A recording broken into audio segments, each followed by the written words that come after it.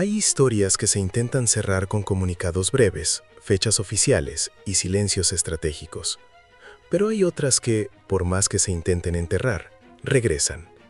El caso de Yumen Long es una de ellas. No porque alguien quiera reabrirlo por capricho, sino porque nunca terminó de cerrarse. Y ahora, una serie de archivos que comenzaron a circular fuera de los canales oficiales vuelven a colocar su nombre en el centro de una pregunta incómoda. ¿Qué fue lo que realmente ocurrió? ¿Y quién decidió que podía saberse? Durante mucho tiempo, la versión pública se sostuvo sobre una narrativa simple, directa y sin matices. Demasiado simple para un caso que involucraba a una figura conocida, a una industria obsesionada con la imagen y a un entorno profesional donde la reputación vale dinero. Muchos aceptaron esa versión por cansancio o por respeto. Otros, en silencio, sintieron que algo no encajaba y siguieron mirando. Lo que hoy se llama archivos filtrados no es un expediente completo ni una sentencia.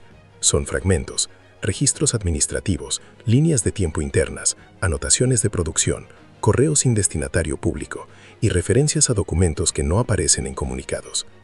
Nada de eso prueba por sí solo una conspiración, pero sí revela algo que en periodismo suele ser decisivo: un patrón de omisiones.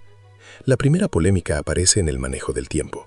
Horarios que no coinciden entre registros distintos, momentos clave resumidos en 2 líneas. Cambios de agenda anotados sin explicación. En cualquier investigación seria, el tiempo es el esqueleto de la historia. Aquí, el esqueleto parece doblado para que todo encaje demasiado bien. Y cuando todo encaja demasiado, la pregunta se vuelve inevitable. ¿Se está contando todo o solo lo necesario? La segunda polémica es todavía más sensible: la selección de la información que llegó al público. Los archivos sugieren que no todo lo que se sabía se comunicó. No porque alguien tenga que hacerlo público todo, sino porque hay detalles que, por lógica, deberían haber sido aclarados si la intención era cerrar dudas. En cambio, se optó por la economía de palabras: pocas frases, un cierre rápido y luego silencio.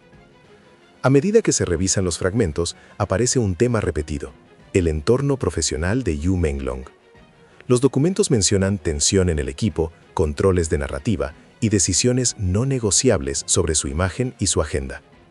Nada de esto se presentó abiertamente como un conflicto, pero sí aparece como un telón de fondo constante. Y en el mundo del entretenimiento, un telón de fondo así no es un detalle, es un sistema. Aquí surge otra pregunta polémica: ¿cuánto control tenía realmente sobre su propia vida pública? Los archivos dejan ver que había rutas marcadas, frases sugeridas y un cuidado extremo por evitar interpretaciones. ¿Interpretaciones de qué? Esa pregunta no tiene respuesta oficial, pero la sola existencia de esa preocupación ya es un dato.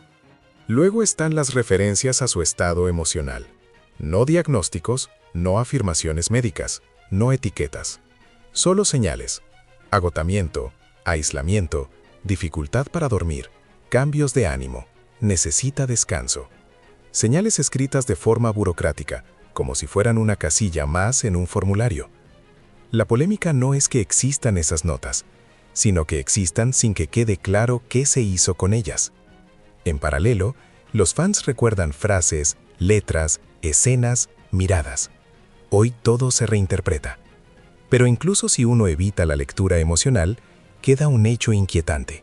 Si hubo alertas internas, ¿alguien las leyó? Y si alguien las leyó, alguien decidió si se actuaba o si se seguía adelante. En este punto es necesario decir algo con claridad. Aquí no se trata de señalar culpables sin pruebas, se trata de exigir coherencia. Porque cuando un caso deja tantas dudas abiertas, el cierre forzado no trae paz, solo aplaza el dolor. Si este tipo de análisis te importa por memoria y respeto, y no por morbo, acompáñalo de manera sencilla. Un "me quedo hasta el final" en comentarios ayuda a que este contenido se mantenga visible para quienes también buscan respuestas, sin convertir el tema en espectáculo. Volvamos a los archivos. Hay un apartado que muchos pasaron por alto al principio: la reacción posterior. Los registros indican una prisa por normalizar el ambiente, retomar agendas y reducir el tema a una línea. Esa prisa puede interpretarse de muchas maneras, pero en términos de percepción pública fue gasolina sobre el fuego.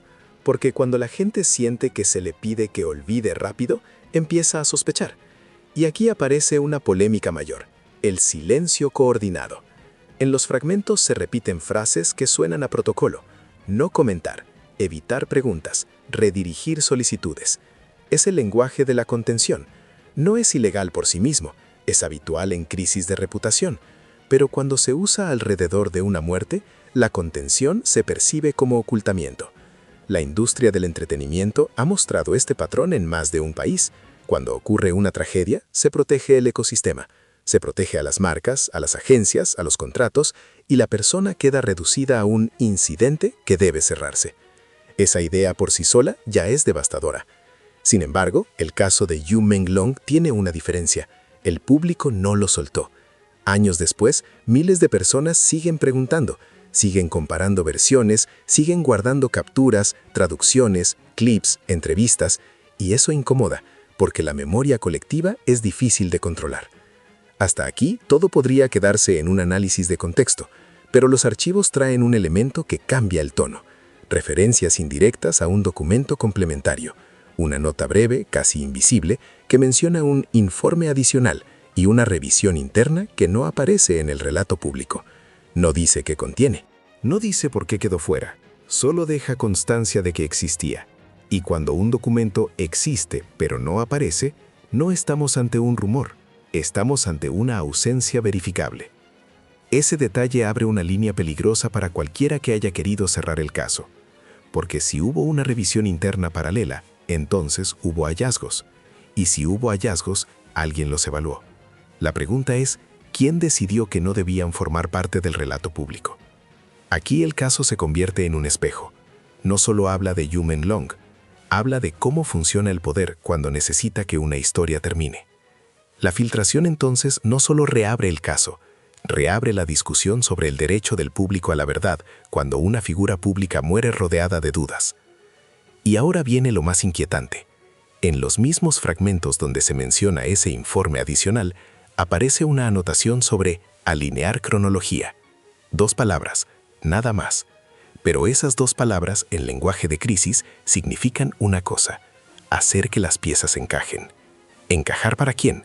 ¿Para calmar a la prensa? ¿Para proteger a una institución? ¿Para evitar demandas? ¿Para cuidar una reputación? Los archivos no lo dicen, pero la sospecha nace sola. Lo que estás escuchando no es una acusación, es una descripción de señales. Y las señales, cuando se acumulan, forman una pregunta. Y la pregunta, cuando se sostiene en el tiempo, se convierte en presión. Porque la verdad no siempre explota como una bomba. A veces gotea. Y cada gota cae en el mismo lugar hasta romper la piedra. En las horas siguientes a que esos fragmentos se compartieran, ocurrió algo curioso. No todos los archivos eran iguales. Algunos venían con tachaduras, otros con capturas parciales, otros con metadatos incompletos. Y ahí aparece otra polémica. ¿Por qué se filtra así, a medias? Como si alguien quisiera que se viera, pero no demasiado. Esa pregunta divide a la audiencia en 2. Unos creen que todo es manipulación. Otros creen que es una grieta real dentro del propio sistema. Y lo más probable, en casos así, es algo más incómodo: que hay personas con intereses distintos, filtrando pedazos distintos, intentando dirigir la conversación hacia donde les conviene. En los fragmentos se repite un concepto: control de narrativa. No es una frase poética, es una forma de trabajo. Significa que ante una crisis se establece qué se dice, qué no se dice y quién lo dice. La polémica es que si se controló la narrativa, entonces se decidió conscientemente qué verdad era aceptable para el público. Otra sección habla de gestión de riesgo. En lenguaje corporativo, el riesgo puede ser una filtración, una demanda, una caída de contratos, una reacción del fandom. Pero cuando el riesgo se administra después de una muerte, el foco se desplaza. Ya no es la vida, es el impacto. Y ese desplazamiento es lo que indigna a tanta gente. Los archivos también dejan huellas de un fenómeno típico: el aislamiento progresivo. No como castigo, sino como mecanismo de contención. Cuando una figura pública se convierte en problema, se reduce su exposición, se limita su comunicación, se ajustan entrevistas, se controla el acceso. Esto puede hacerse por protección, sí, pero también puede hacerse por control. Y la diferencia entre protección y control a veces es apenas una línea. En las notas aparece un detalle que generó debate: reuniones no anunciadas, encuentros registrados sin explicación, cambios de acompañamiento, frases como revisar entorno o restringir visitas. No se nombra a nadie, no se acusa a nadie, pero el lenguaje sugiere que existía una preocupación por quién estaba cerca de él y por qué. A esta altura el caso ya no se siente como una historia individual, se siente como una maquinaria. Y cuando una maquinaria se mueve, alguien la está operando. Una de las polémicas más repetidas por quienes siguen el caso es la presencia de personas alrededor que debieron haber notado. Aquí hay que ser cuidadosos. A veces el sufrimiento no se ve, a veces se disimula, pero los documentos no hablan de intuición, hablan de registros. Y un registro es algo que pasa por manos humanas. ¿Quién escribió esas notas? ¿Quién las aprobó? ¿Quién las archivó? ¿Quién decidió que quedaran como simple burocracia? En el centro de todo está una contradicción. El público fue invitado a llorar, pero no a preguntar. Se aceptó el duelo, pero se rechazó la curiosidad. Como si una cosa fuera legítima y la otra una falta de respeto. Y eso no es justo. Preguntar con respeto no es atacar, es buscar sentido. En el medio de esta tormenta apareció otro documento, una lista de puntos sensibles para prensa, un guión de respuestas cortas, un mapa de preguntas peligrosas. La sola idea de que existiera una lista así, en un momento tan delicado, encendió una alarma en miles de personas.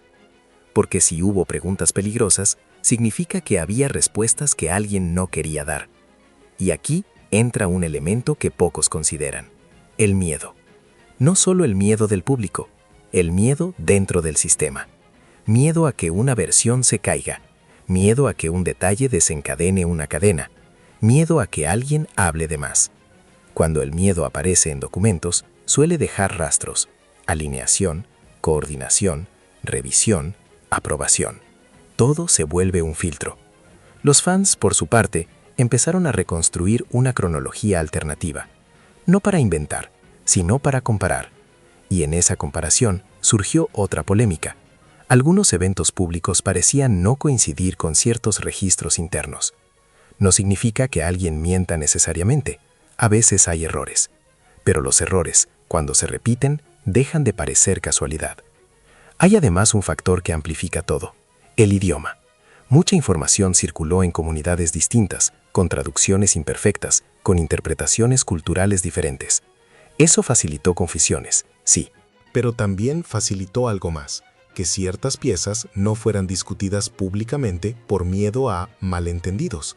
Y ese miedo al malentendido se convirtió en una excusa perfecta para el silencio. Si llegaste hasta aquí, probablemente entiendas por qué este caso sigue vivo, porque no se alimenta solo de emoción, se alimenta de huecos, y cada hueco es una invitación a que alguien lo llene con su versión. Sin embargo, lo más grave no es que existan versiones, lo más grave es que el sistema parezca preferir el vacío antes que una explicación completa. En algunos fragmentos aparece una palabra que, en apariencia, no dice nada: pendiente. ¿Pendiente de qué? ¿Pendiente para quién? ¿Pendiente hasta cuándo? Esa palabra aparece al lado de referencias al informe adicional, como si su revisión hubiera quedado en pausa, como si alguien hubiera decidido que era mejor dejarlo ahí, sin resolución. Aquí es donde el caso se vuelve político en el sentido más básico: poder y responsabilidad. Porque cuando una institución tiene la capacidad de cerrar un relato, también tiene la responsabilidad de sostenerlo con transparencia. Y, sin embargo, a medida que más personas revisaban los archivos, algo empezó a circular con fuerza: que la filtración no era el final, sino un aviso. Como si alguien estuviera diciendo: miren esto, pero prepárense para lo que falta. En ese clima surgió una frase atribuida a un supuesto correo interno: evitar que el tema se vuelva tendencia. Solo una frase. No sabemos si es auténtica, no sabemos su contexto, pero el hecho de que sea creíble ya dice mucho sobre cómo percibe la gente a la industria. Porque si lo primero es evitar la tendencia, entonces lo primero no es la verdad. Y esa es la polémica central que reabre este caso. ¿Qué pesa más, la verdad o la reputación? Los archivos no responden, pero la pregunta queda colgando y no se va, porque cada silencio, cada respuesta corta, cada no comentaremos, hace que la pregunta crezca. Y entonces, cuando parecía que ya no había más que analizar, apareció el detalle que nadie esperaba: un número, un código de registro asociado al informe complementario.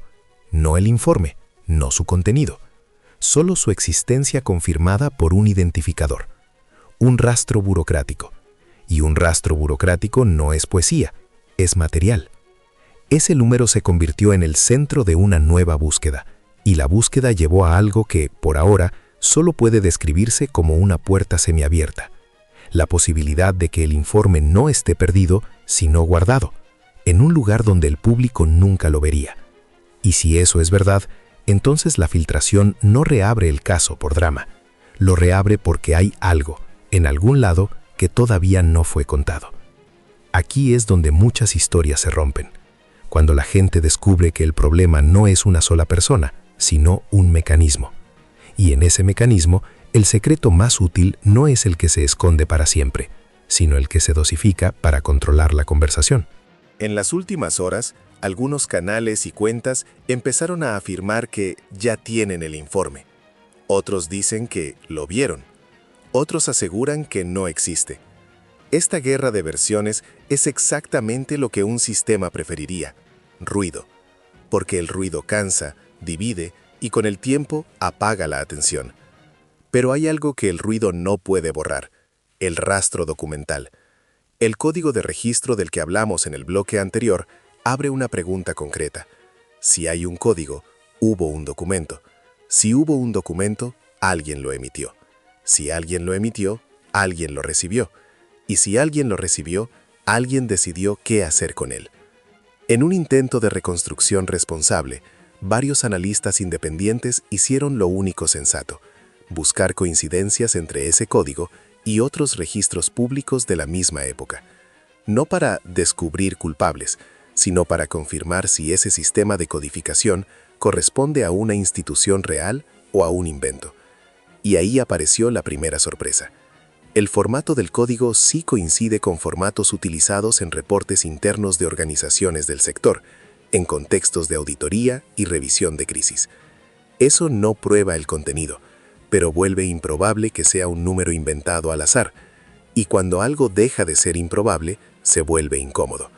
En este punto, una pregunta vuelve a la mesa: ¿por qué no se habló del informe complementario desde el inicio? Hay posibles respuestas inocentes. Tal vez era preliminar, tal vez irrelevante, tal vez se archivó por procedimiento. Pero también hay respuestas menos cómodas. Tal vez contenía observaciones que abrían demasiadas preguntas, o tal vez complicaba la versión ya acordada. Y aquí entra el tema de las omisiones, porque una omisión no siempre es mentira. A veces es una selección, pero seleccionar, en un caso así, es una forma de poder. Mientras tanto, el duelo del público siguió su curso, y este es otro punto que rara vez se menciona. Cuando no hay claridad, el duelo se vuelve eterno. No hay cierre, solo repetición.